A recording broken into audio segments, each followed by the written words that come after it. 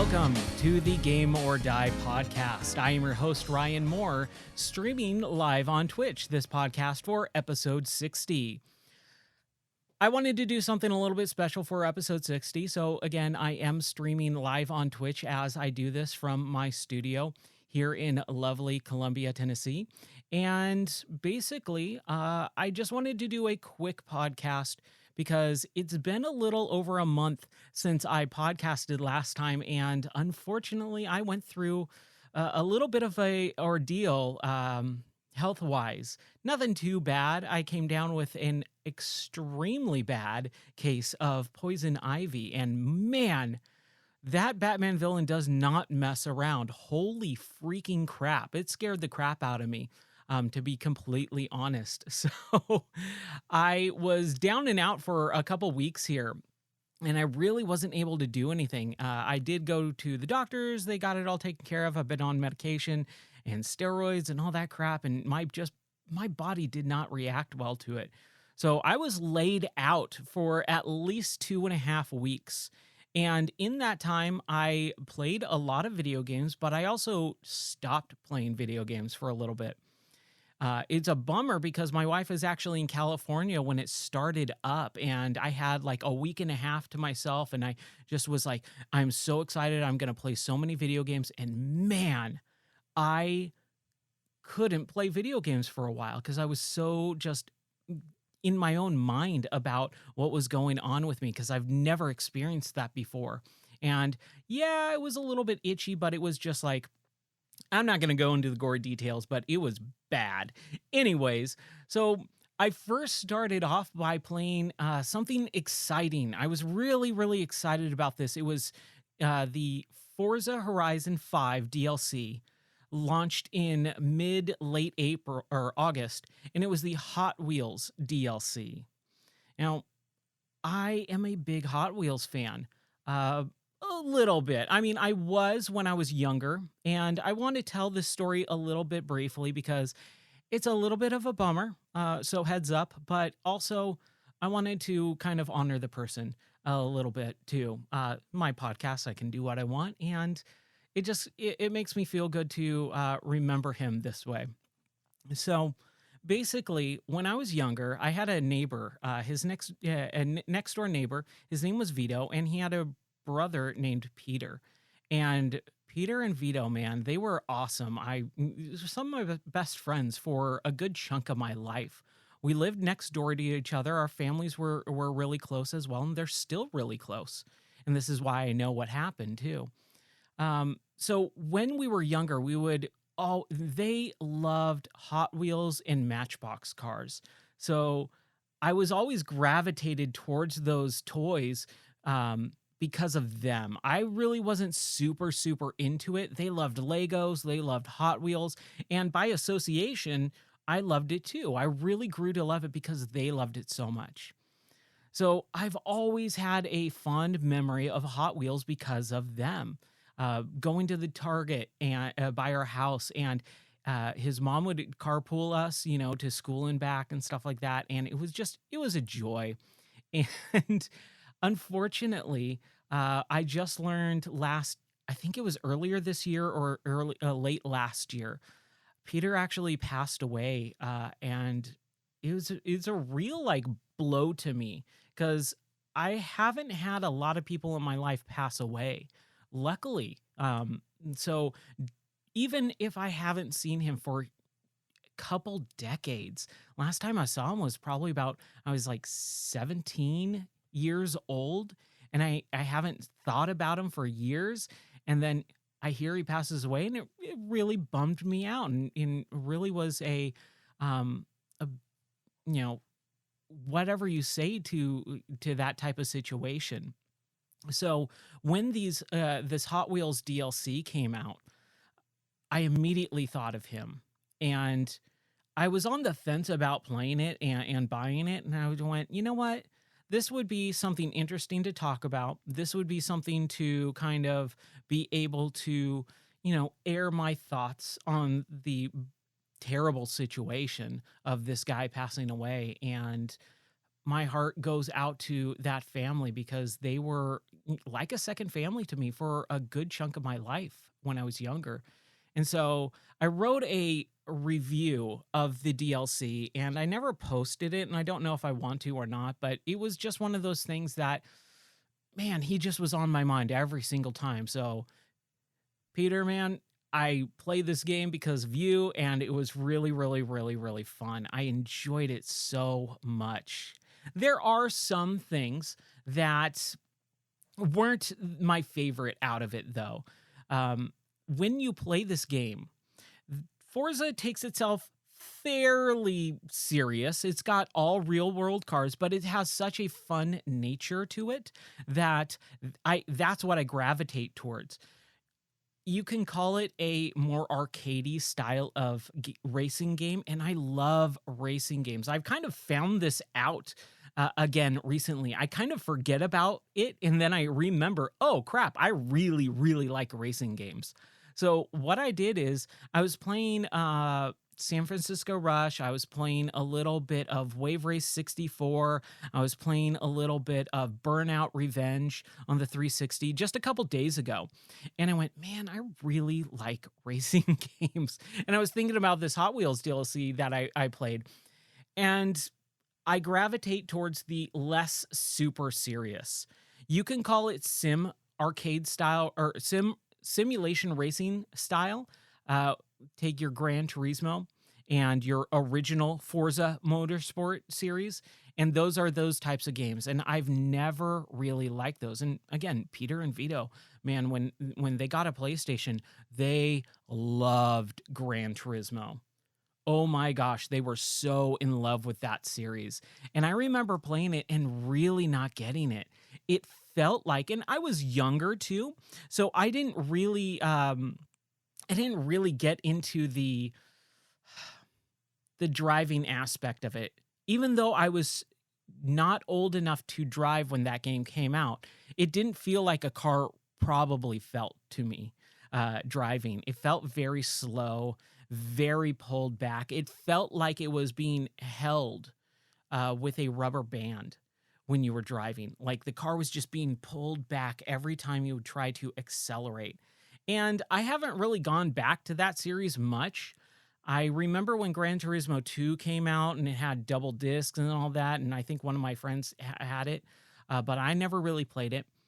When Gran Turismo 3 came out, one of my good friends, Brendan, he actually fell in love with it. I'm sure I told this story on the podcast before as well. Yeah, we double dipped. We went in halvesies on the PS2, and we would trade back and forth who had the PS2 for that week, and then we'd go over each other's houses on the weekend and trade it. So I was never a real simulation racing guy, and the Horizon series I only got into on the third go around, partially because when the first and second games in the series of the Horizon series, I had the game store Games for You, and so I wasn't really into playing those types of games. And I was just so busy that I would only pick the games that I really, really, really thought would be interesting and would sell, and so that I played them so that I could talk about them with customers. But I just never got into it until the third one, and I went, oh my gosh, this is so much fun. This is the fun type of racing game, and they've continued it. And with Forza, I think it was 3. I can't remember, it was 3 or 4. Horizon 3 or 4, they had the Hot Wheels DLC. And I never played it, and I don't know why, because it sounded rad and it looked rad, but it was DLC. It was a game that I liked, but then I already finished, so I didn't want to go back and buy DLC for a game that I already finished. I don't know. I was kind of stupid back then. So with this new DLC, Forza Horizon 5 is on Game Pass, so I didn't buy that game. And when that DLC for the Hot Wheels DLC came out, I went back and forth of, oh my gosh, do I want to buy DLC for a game I don't even own? Do I want to buy the game? No, because I already beat it. Do I want to buy the DLC? Because that's the only way I'm going to be able to play it. I kind of do and I kind of don't. And I believe it was about $18, $20 on Game Pass for the DLC for a game that I didn't own. So if that game, for whatever reason, probably won't because it's a Microsoft first-party game. But for whatever reason, if Game Pass takes out Forza Horizon 5, I will not be able to play the DLC that I bought because I don't own the game. And there's a little bit of a weird trade off there. So, anyways, long story short, I decided to buy it. I played it and I really, really enjoyed it. It's super weird though, because it is a game that, like I said earlier, it's taking itself a bit seriously for the most part. You're in Mexico and you're attending a music and car festival with a bunch of Zoomers and millennials, and everyone's doing dancing and all this crap. And I hate the setting of the game, but I love the gameplay itself, so I can kind of deal with it. But everyone is like pretty serious. Like it's a serious game where everyone is serious about the fun that they're having. And then you drive to the spot when you buy and unlock the DLC, you drive to the spot and it takes you into the air. And there's this whole floating city with gigantic plastic orange Hot Wheels tracks floating in the air. And it just is so unbelievable that it works for the most part. But at the same time, I just go, there should have been a better way to ground this a little bit more. But at the same time, it's like, man, this is what video games kind of should be sometimes, just goofy fun. You know, it doesn't have to be super, super duper serious, grim and dark, and everyone's dying and bloody and gore and all that. But at the same time, there has to be something where there's that disconnect of reality. The suspension of disbelief is what they call it. And I really was like, I don't know. I kind of like this. I kind of don't. And so I played it and I really did enjoy it for the most part. One of the things I didn't like, unfortunately, was the cars.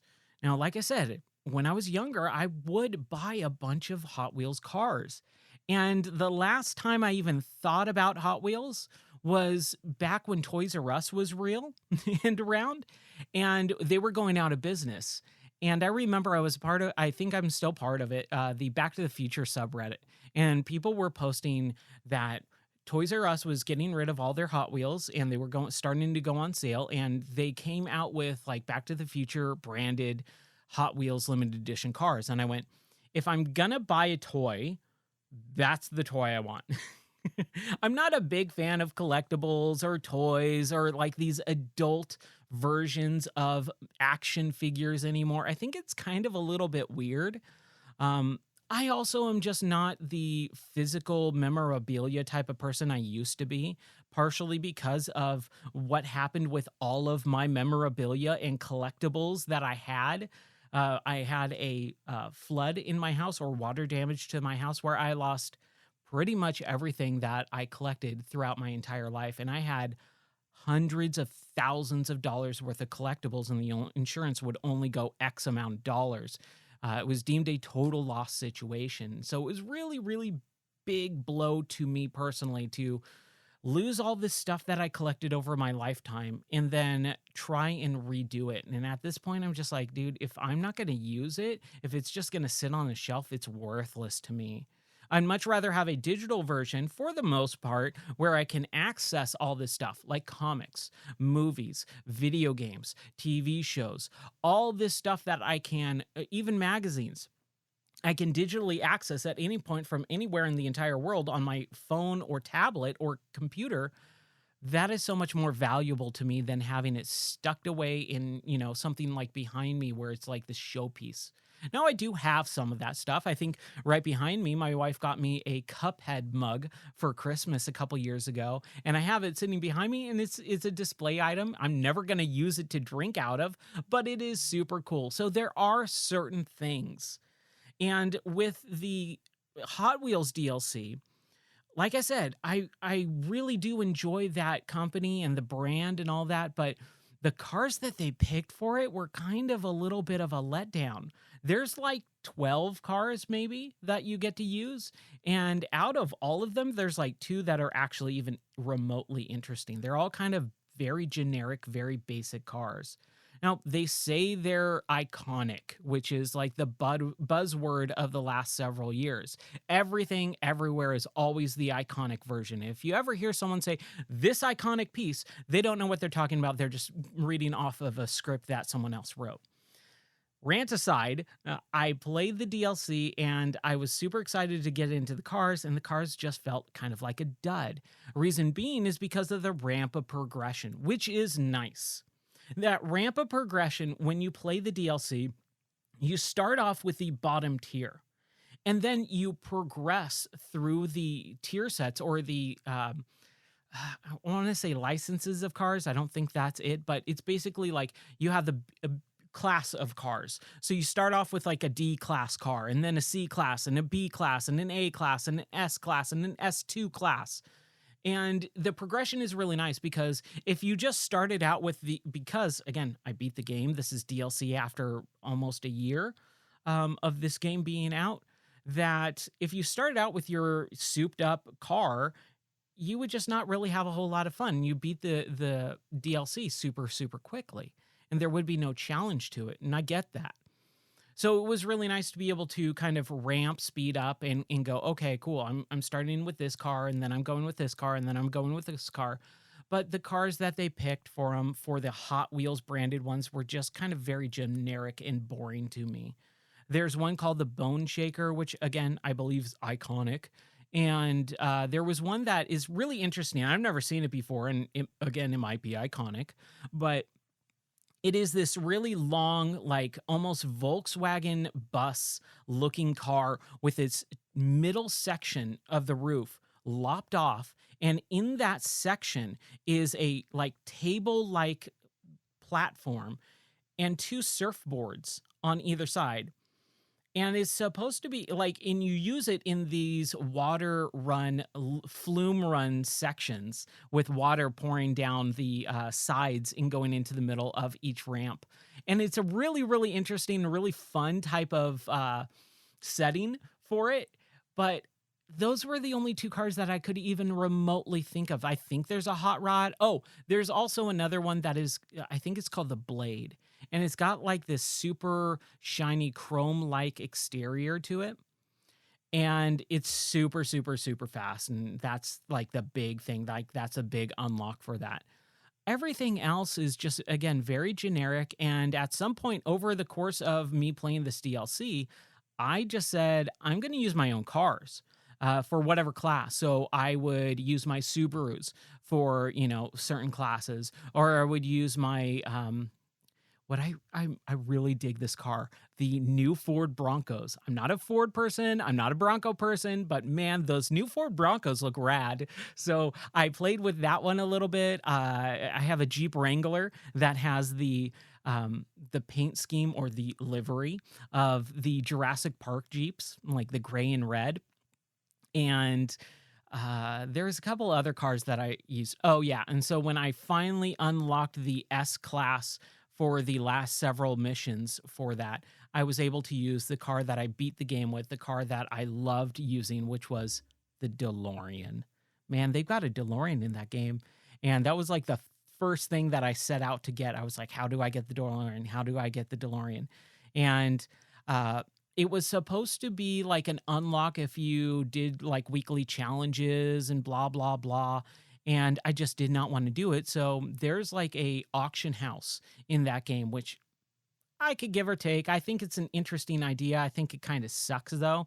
But you accrue money, and if you accrue enough money, you can buy whatever car you want in the auction house from actual people. They have a copy of that car and they can sell it. So I found a DeLorean that someone was selling where someone put the paint scheme, like they literally drew the or took like photos and copied it onto the DeLorean to make it look like the Back to the Future time machine. So it's got like wires running around the sides and the front and all that stuff.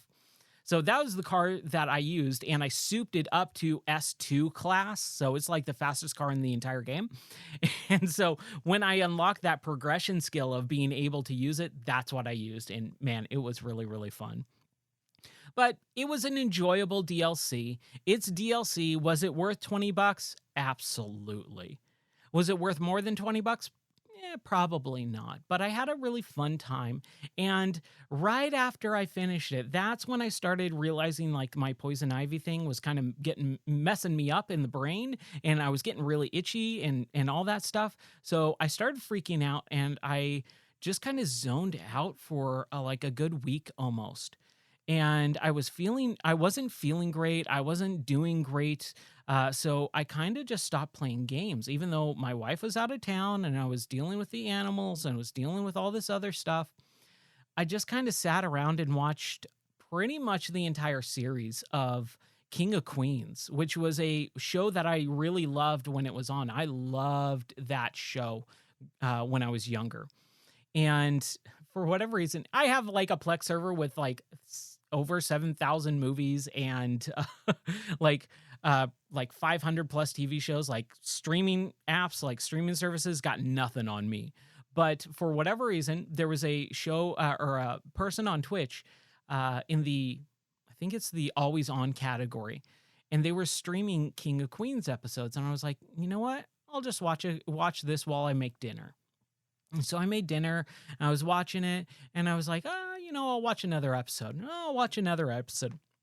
I just kind of binged that show for an entire week until I was pretty much all the way through the entire series. And then it just kind of looped over again. So like once I started seeing episodes that I already saw, I was like, I got to do something.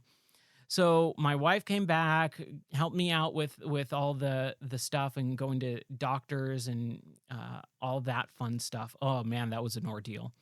But once that all got figured out and I was on proper medication so that I wouldn't die, and we figured out what was going on with me, that weekend I picked up on Game Pass. Again, Game Pass, man, it is such a wonderful, wonderful option.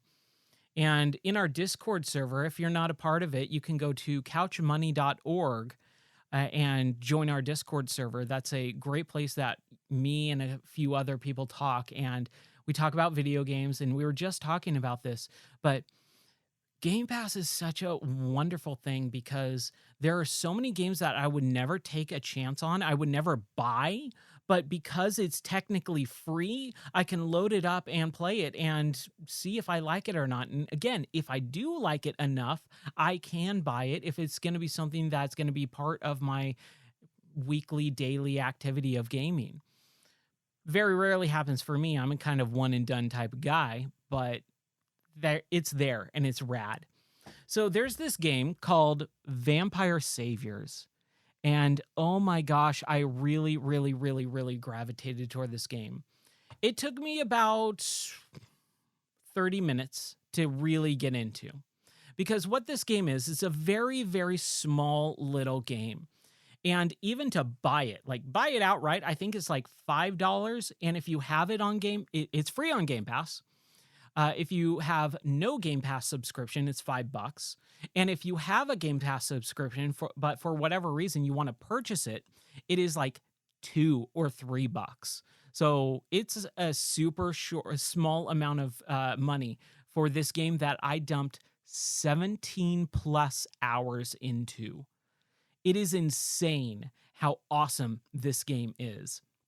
So basically, what this game is you are a character and you get dropped into a map and you just have to survive. You just maneuver. There's no button pressing at all. All you have to do is walk around and you automatically attack depending on your character. The first one you get just has like, I think it's a whip. So it's very Castlevania-esque. And you have this whip and you automatically whip every 3 seconds, let's say. So you walk around and you just automatically whip. And then you walk around a little bit more, 3 seconds go by and you automatically whip. And you walk around trying to find coins to pick up so that you can purchase upgrades. And when you meet an enemy, the enemies swarm at you. It's like twin stick shooters. Sorry, I've been streaming for like 9 hours today already. So my tongue is just tied a little bit. because of work. So I've been in front of this camera for over 9 hours. But I wanted to do a podcast and I wanted to talk about this game because it's so freaking rad. Basically, you automatically attack and you walk around and these enemies swarm at you. And what I was going to say is it's kind of like those twin stick shooters like Geometry Wars. Geometry Wars starts out really slow, right? You learn how everything works, and then as you progress through the stage, it ramps up speed until it gets hectic and chaotic. This is that type of style of gameplay, but it's automatic, and all you have to do is survive. And so you come into contact with a couple zombies and you whip them, and every once in a while, one of them will drop some sort of, I can't remember, it's magic or mana or, life force or whatever it is, but they will drop some. Oh, I think it's gems. That's what I think it is. They drop gems. And those gems, when you accrue a certain amount of them, they will level your character up. And so when you level your character up, you get an option list of what upgrade do you want. One of them might be upgrade your whip so it whips 2 times every 3 seconds. Or you might get a new weapon like a knife that gets thrown. So whatever you choose, you have to you get stuck with that permanently for the entire run. It auto resets and your character starts from scratch when you die. So it's also run based as well, and it's just a really, really interesting game. So over the course of like the first 2 or 3 minutes, you're leveling up every 15, 30 seconds or so. So you're starting to accrue like a massive amount of weapons. So you've got a whip that attacks twice every 3 seconds, while you're throwing a knife in whatever direction you're facing every 4 seconds. And when you upgrade as well, again, you can upgrade to newer things. So like you might have a shield of garlic that will damage 5 points per enemy it touches. And like you just keep accruing all this type of power and weaponry around you. You get a holy Bible that circles around you for 15 seconds and then has a cooldown period of 5 seconds. So every 15 seconds, this Bible will this Bible will rotate around you, hitting any enemy for 15 seconds and then cools down for 5 and then reappears for 15. And it's just like this continual progression of upgrades and power as you walk around and maneuver around all these enemies. Bats are swarming at you. Mud men are coming at you. Vampires are starting to come at you. Vampire bats are poison ivy type, Seymour plants from from Little Shop of Horror. Like all these different types of enemies are swarming at you, and it just gets progressively more and more and more chaotic. But it's manageable because of the power-ups. I hate the term power fantasy because I think it's a really dumb term and way overused, but this game really is that type of power fantasy where you just are so freaking powerful. You are destroying everything in your path, and it is a continual cacophony of these screams and yells from all your enemies, but also all the power-ups and the weapons that you're using as well, all the sound effects from that stuff. And then you're getting all these XP or gem drops, but also you're finding things in the world as you explore and destroy all these enemies in your path, where you can find special hidden power-ups that will unlock stuff later on in the game, or you find coins that will permanently allow you to unlock certain items.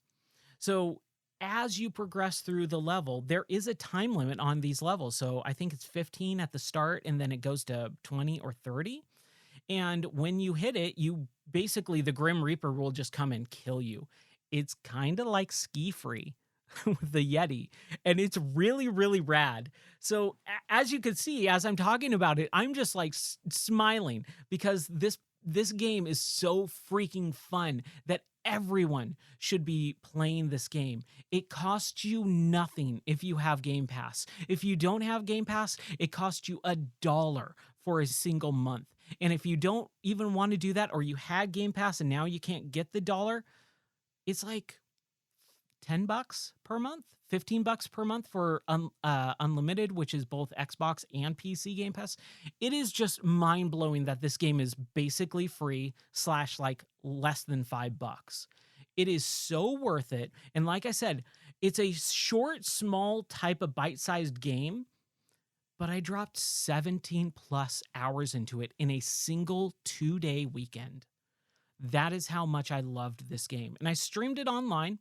I'm going to start trying to archive my stuff a little bit more and throw it on my YouTube, which is down below if you are watching this live. Or you can just search Game or Die on YouTube, and hopefully you should find it. I'm still not really exactly sure how that stuff works with YouTube channel names and stuff like that. But I want to start archiving my streams. I want to do streaming a lot more. And again, this is partially why I'm doing this right now. But man, Vampire Saviors was such a freaking awesome game. And it's still in early access.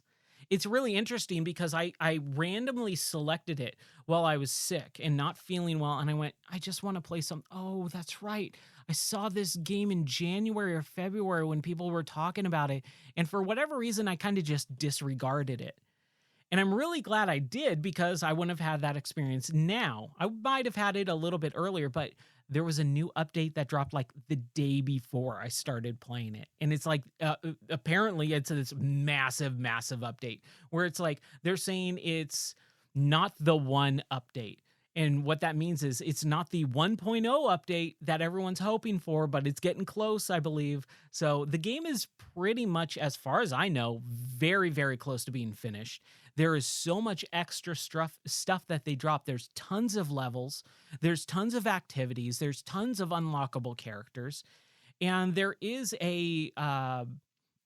I believe there's an unlimited level. It's like the Boneyard or something that, yeah, if you spend 15 plus hours playing through and unlocking it, you can unlock this new level. And I believe I played it, but I just can't remember if it's unlimited, like 0 time limit, or if there is a time limit and it just takes forever. I can't remember. But man, Vampire Saviors, freaking rad game. Now, there's a couple other games that I did want to talk about. I didn't want to run too long, and the reason why is because I want to do another podcast in a few weeks here. September 10th is my birthday, and so I like doing something super special on my birthday for me.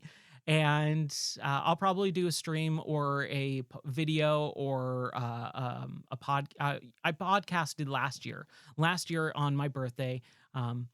I woke up, I had breakfast, talked with my wife for a little bit. We hung out, and then I said, you know what? I want a podcast. And she goes, all right, cool. It's your birthday. Do what do you want? And so I came down here and I did a podcast for my birthday, and I want to do that again. So I don't want to give away all the stuff that I've been playing, because I've been playing a lot first. And then I also probably won't have the time. I'm going to be in California for a week. So I probably won't have a ton of time between now, which is August 23rd, and September 10th. So I don't want to give away everything, but another game that I want to talk about is 2 Point Campus. I am a big, big, big, big Bulldog fan. Bullfrog, sorry. I've been watching Frasier, and so Bulldog is a character in that show, and so he's on my mind. We just watched a really funny episode with him in it, but Bullfrog was this company back in the 90s that was a British company that made theme park games. They made Theme Park, which I played on the Atari Jaguar. Yeah, I know, I had a Jaguar. And I loved it. I freaking loved that game so, so, so much. I've always been a big nerd when it comes to theme parks. I've always really, really loved it. My cousin Andy is a theme park nerd as well. He ran his own theme park and roller coaster themed website for years and years and years back in the early 2000s. And he also has a podcast that I've been a part of. I believe I've talked about it before on here as well. It's called Scares Anonymous. I believe he's still doing it. It's just kind of on hiatus because of life and things like that. But I would highly suggest it if you are into, and this is a really good time for it too, because we're getting close into the Halloween time. And I'm not a big Halloween person. I don't celebrate it or anything like that. But my cousin Andy is a scare actor. And if you don't know what a scare actor is, these theme parks like Knott's Berry Farm or Knott's Scary Farm, uh, Universal Studios does their Halloween Horror Nights. They have these people come out and walk around at the theme park during nighttime, and they scare you. And also, they have a lot of mazes and stuff like that. So he's a really big reason why I'm so into theme parks. I also really, really, really, really loved Disneyland. I grew up in Southern California, and so Disneyland was always about a 15, 20-minute drive. And what I would do is I would, especially when I got older, when I graduated high school, I had a yearly annual pass for over a decade straight. And so when I was off of work, I would go to Disneyland for like an hour or two, right? Pirates of the Caribbean, whatever, and then go home. So there was Disneyland theme parks. Again, Southern California, there's tons of theme parks. So we've got Disneyland, we've got California Adventure, which is technically Disneyland anyway, so I kind of always combine them into one. Knott's Berry Farm, and also Six Flags Magic Mountain, just within 2 hours of where I lived. In Six Flags is always the one that's just the one way far away because it's LA and it's traffic. So even though it's technically, as the crow flies, like 45 minutes away, it takes like 2+ hours to get there. But I've always been a big fan of theme parks. And so Bullfrog made this game called Theme Park. And then when I was in high school in the early 2000s, Roller Coaster Tycoon came out, and holy crap, I am a Roller Coaster Tycoon fan. I have dumped so many hours. That's probably one of the only games that I've dumped more hours into than anything else. It's that, Skyrim, and Fallout, I think. And I'm not even a big Skyrim or Fallout person. The only reason I played Skyrim so much is because I played it on the 360 and I got a game-breaking bug and I was not able to progress through it. And so I had to restart it on PC. And then I started getting into modding on PC and all that stuff. So I've dumped like 100+ hours into Skyrim. I've dumped 100+ hours into Fallout because, again, VR and replaying the game and stuff like that, which I very rarely ever do. But Roller Coaster Tycoon, theme park games, they're my bread and butter. They are my jam. So when I played this game, man, I just dig it.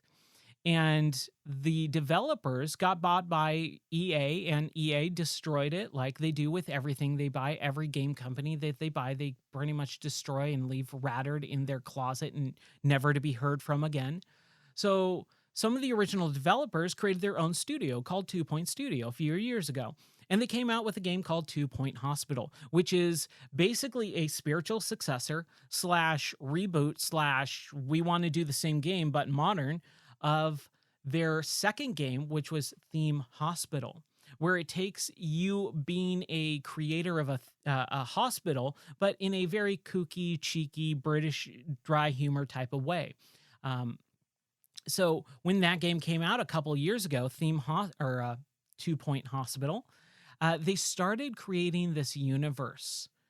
And now they created this second game called 2 Point Campus, where instead of creating a whole city or area of hospitals that you managed in the same 2 Point County, you are now creating campuses. And when I say campus, I mean college or university if you are from other parts of the world. So when this game came out, it came out on Game Pass. So again, cost me nothing. And I'm sitting there. I finished Vampire Savior, dumped 17 hours into it. And I go, I've been sitting on this couch for the last 2 weeks. I'm still going to continue sitting on this couch, rehabilitating, getting better. So what do I want to play? There's nothing coming out. This year has sucked in video games. This has been a freaking terrible year. The very beginning of the year started off very promising. There was a bunch of stuff at the beginning of the year. And after I think February, March, it's been a drought. And so games are starting to finally come out. Two Point Campus came out. It got delayed. It was supposed to come out in like April, I believe, and now it's late August, and it finally came out. So it came out, and I played it to death. I encountered a game crash in one of the levels, and it bummed me out, and I stopped playing for a day, hoping that it would get updated. It did, but that game bug is still in there, crashing my game. Luckily, you can do multiple things. So what this game really is you are a campus or university or college creator, and you build all these colleges around town. They all have themes to them. So the first one you start off is very generic. The second one is like science based. The third one is, I cannot remember, but basically every level has a objective that you have to meet, and you can get up to 3 stars per campus that you create. And then once you get the 3 stars, you can kind of continue on, or you can move on to the next one. So I kept progressing. I got about at least over halfway through the game. I think there's 12 campuses in all that you create, and I got to like 7 or 8. So I'm fairly deep into this game. And like there's a sports college that you create, and their whole theme is sports. So you create a lot of fields that have this sport that they've created called cheese ball. And it's really not that funny. And that's where I kind of am bummed out about the game, because when they announced this game, they were like, yeah, you're going to create your own campuses, and you're going to be able to have night school. And it's like, night school, what's the big deal? But it's a pun. It's a play on words. It's not night as in day night cycle. It's night as in medieval night. So when you create your night school, everyone's walking around in a bunch of armor, and they have jousting tournaments, and you create a field for jousting tournaments, and you have a dragon castle that you train your knights in night school to combat the dragon, and all that type of fun stuff. It's interesting, but they don't go enough into it, and there's very little beyond the joke of it. And the reason why is because you are spending so much time managing everything. It is so chaotic that you are moving the entire time. You don't have time to sit there and watch their silly little goofy animations, unless you've already finished everything and you now have the free time to quit out and start a new campus. So you can finally pause and just kind of take a look while you're getting in money. You have all your staff managed, everyone's on automation at that point, so you really don't have to worry about it. But for the most part, it is just it's not as funny as I think they think it is, but I really am enjoying it. And again, it's not costing me anything because it's on Game Pass, so I can't really speak too terribly about this, but it's worth it.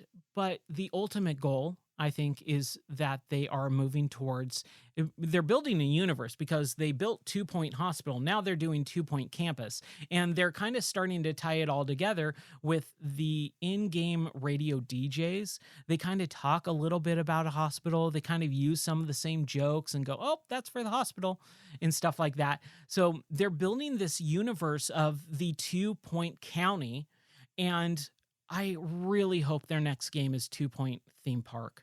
It needs to be, because there's so much more that you can do with a theme park, and I'm really, really, really, really, really excited about that. One of the things that I have on my notes here is that the DJ, his name's like, I'm totally butchering this name, and it's not this, but it's the only thing that's coming to my brain. My name is Nigel Weatherbottom. And he's a radio DJ for the college campus, and he's like playing like very sophisticated music and stuff like that. He sounds exactly like the food critic in Frasier. It is ridiculous. He I played that game, I watched that show, he showed up, and I went, is that the same guy? I haven't looked him up on IMDb. I highly doubt it is. It's just probably a very convincing sound alike or even just a coincidence. More likely than anything, people kind of forget coincidences happen, but it's a really, really fun game. I want to finish it, but at this point, I'm just like, ooh, I don't know. Like that game bug kind of killed me. It killed my energy for it. And the reason why is because also that level that has that game crashing bug in it is the Wizarding School. It's Harry Potter without the name, and I am just not a fan of Harry Potter. I don't care about the person or anything like that. The creator, good on them for making a wonderful thing that a lot of people really, really like and got into reading and all that stuff. I'm not a fan of Harry Potter. I never was. I never read the books. I never cared about the movies or anything like that. I thought wizards are stupid and dumb and lame, except for Gandalf. And that's about it. So it's just one of those things that I was like, man, it's on this level. And so I kind of have to restart. Like, I probably could just restart that level because there's an option for that. But I'm losing like an hour of progress in it. And I really don't want to do that hour of progress on that really lame level. So I don't know what I'm going to do. I don't know if I'll go back to it or not, but I have had fun. It is enjoyable. It is on Game Pass. It costs you nothing to play it. And if you like tycoon or management games, it's a really, really good one. But it is so similar to Theme Point or 2 Point Hospital that you can pick and choose. You can say, well, if I already own 2 Point Hospital and I never finish it, you could probably just play that and be absolutely fine. If you already own Game Pass, why not play 2 Point Campus? Because it's free and it's new, right? But it's totally up to you, but they are very similar games. So if you wanted to do the whole progression of the series, play 2 Point Hospital and then play 2 Point Campus, if you are not a diehard fan, you might get a little bit bored and get that series fatigue. That's never really very, very, very fun. Okay, so looking at this list, there's a bunch of stuff, and I'm just gonna briefly talk a little bit about it and then maybe save it for my birthday podcast so that I can just go off for like 4 hours on a birthday podcast. Um, Rollerdrome is a game that came out, and I really, really, really enjoyed it for what it was, but it was so stupidly short that it was like, dude, this is barely a game. Like, this is a tech demo more than anything else. It's got a story, but that story is so bare bones. And the story is really interesting. They just don't do enough with it that it was like, man, I really wish that there was something else. So again, briefly, I'm going to try and keep it concise. Rollerdrome is basically a mishmash of Tony Hawk style gameplay where you are on roller skates and you are doing flips and grabs and grinds, but it's also a shooter. So it's an arena shooter specifically. So you're in the near future, 2030, and Bloodsport TV has taken over. So it's a little bit of Running Man, a little bit of Smash TV. And you are in this sport called Rollerdrome that has house players, and that's the enemy types in the game, and they are out to get you and hurt you. So you've got these guns that you are supposed to shoot the house players at. And when you kill them, hey, you kill X amount of people and then you progress through the level. And so you have this arena that you just skate back and forth through, trying to not die and trying to kill all the house players. So it's really interesting. I enjoyed it for what it was, but like I said, it was just so basic, so bare bones. Asking price is $30. Day one, launch day, I looked at Steam and it was for sale for $20. I looked at Green Man Gaming and it was for $17. It was 41% off on day one. I don't know why, but that is the appropriate price for it. $30 is way too much because it's a 4-hour game. Now, what I did is I progressed through the level, and it took me, again, it took me just a little bit of time to actually get into. But once I did get into it, I really enjoyed it, and I really went, oh, this is pretty interesting. So, what it is again, it's like Tony Hawk where you have these bonus objectives that you can meet. And those bonus objectives, some of them are very similar to Tony Hawk. Like Tony Hawk has the get skate, SKATE, get those letters. Well, Rollerdrome has you finding combo tokens. And if you get all 5 combo tokens, you cross off that checklist item. And that's where it really grabbed me. Getting those checklist items, man, oh, I dig that type of stuff. So I got the checklist items for maybe like 2 or 3 as I played through the first level, or maybe even 1. I can't even remember what it was. And then I went to the next level. But then I went back to the first level because I realized, oh, those objectives you can kind of just knock off. It's a checklist. And again, like I said, I really dig that stuff. So I did that and I knocked off all the checklists for level 1, and then I moved back on to level 2. And then I knocked off all the checklists for that those bonus objectives for that level. And that required me to replay the level multiple times. So I did that for the first half of the game. And at some point, there is this switch that goes off where the gameplay just changes in a way so that it's so chaotic, so hectic. It is really, really difficult to focus on any of the bonus objectives at all and still stay alive. And so I basically got to a point where I was like, dude, I'm not like, what is this stuff unlocking? It's not really doing anything as far as I can tell. So the levels became so difficult so quickly, like a switch was being turned on, that I just started completing the levels. And when I completed the levels, I finished the game. And when I finished the game, I already replayed the first half of the levels. I think there's 1, 2, 3, 4, 5, 6, 7, 8, 9, 10. I think there's like 10 to 12 levels in that game. I completed at least 5 or 6 of those levels with every bonus objective being done multiple times. Like I replayed that first, second, third, fourth, fifth, sixth level like 3 or 4 times each at least, fully completed.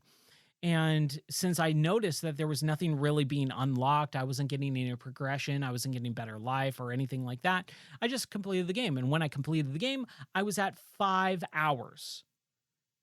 And I saw the credits roll. And I went, man, it took me 2 evenings while I was working to finish that game. And I just went, that's kind of a bummer. That's a short game.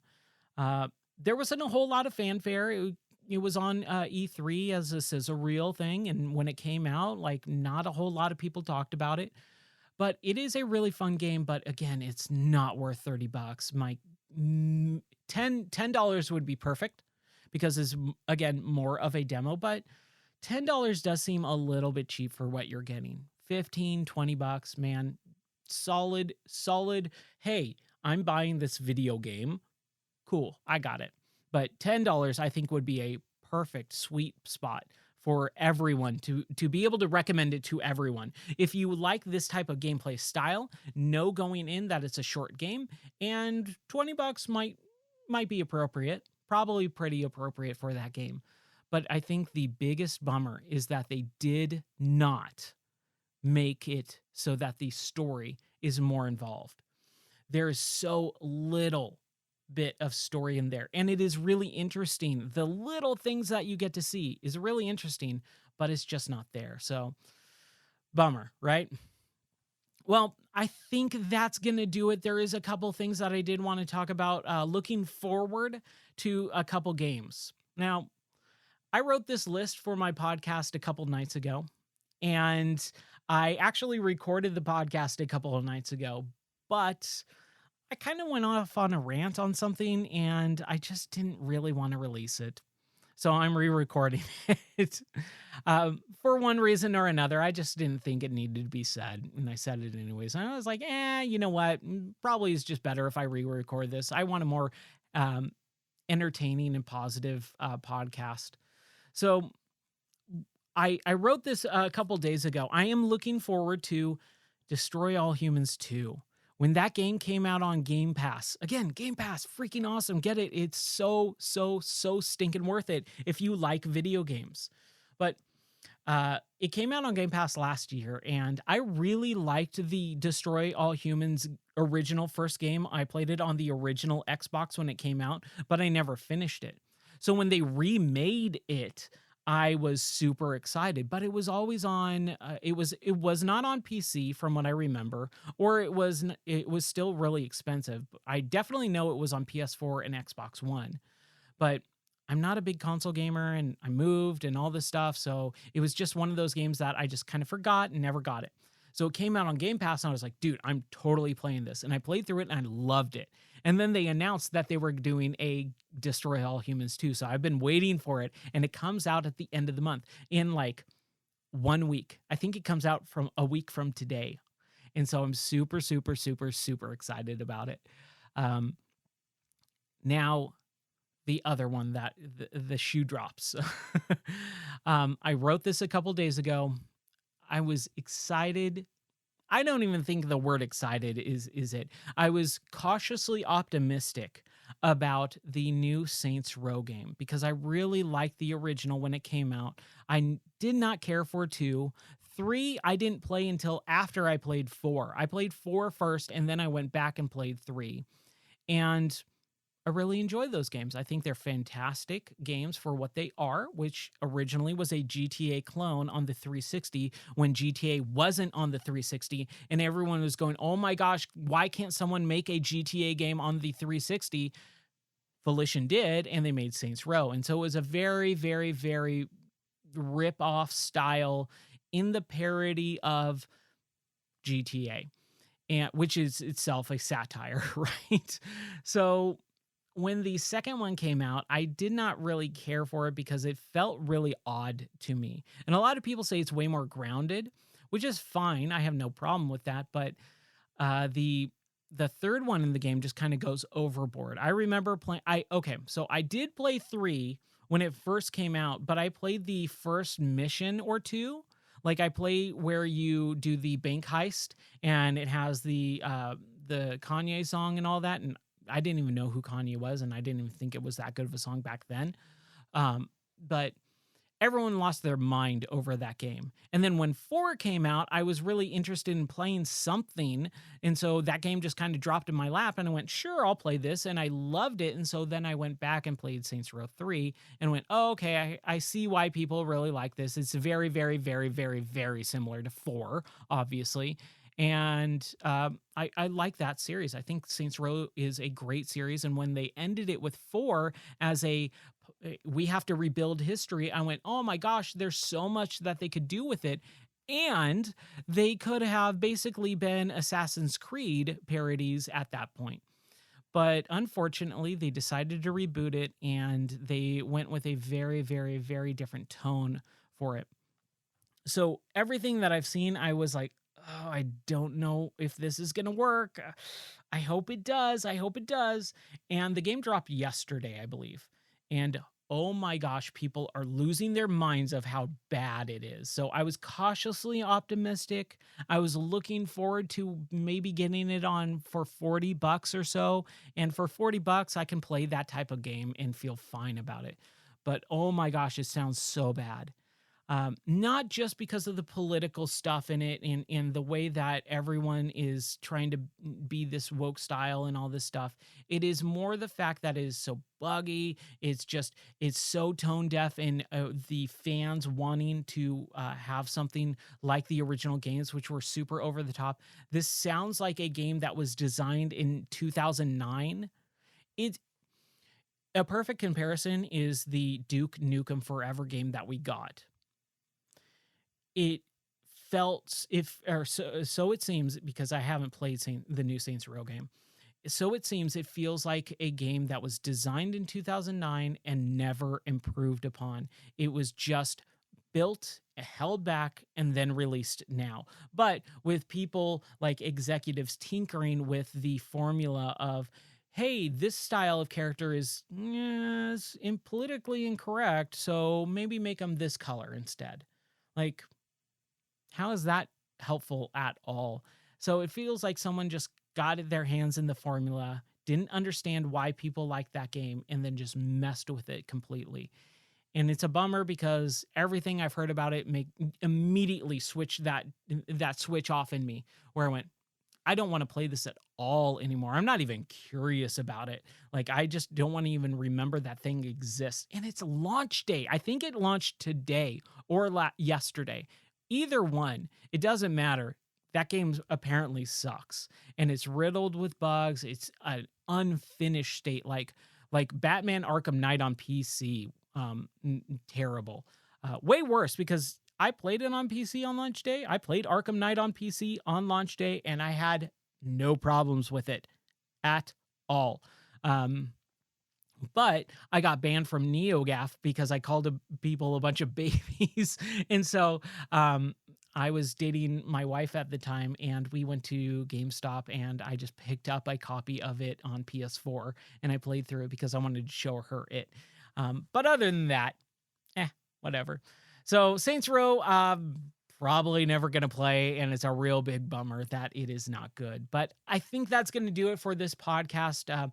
Like I said, I've been in this room all day. I'm sweaty, I'm hot, and it's about 9 o'clock, and I'm tired of talking. My voice is starting to go, and I need to do this again tomorrow morning at 7. So that's going to do it for me. My name has been Ryan Moore, the host of the Game or Die podcast. You can follow me on Twitch with the Madman007, which I'm currently streaming on right now. Or you can go to the website, gameordie.net, and that is where I am writing all my reviews for all the stuff I talk about.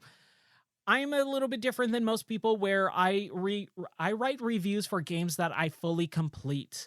I watch and follow and look at this guy's website, and he does reviews like Monday, Wednesday, Friday. And he has over like 1,000 reviews on his website, and it's rad. But it's like, there's no way you completed these games. And I don't think you can give actual reviews for things if you haven't completed. Like, try and review a movie. Like, have someone review a movie who hasn't seen the finished product, the whole thing. Try and have someone tell you a review of a TV show where they didn't watch all the episodes. And I could go off on a rant about this because of Simpsons. I love The Simpsons, and people tell me that it's terrible, and it hasn't been good since season 11. And when was the last time they watched it? Season 11 aired. And that's in the currently about to start season 34.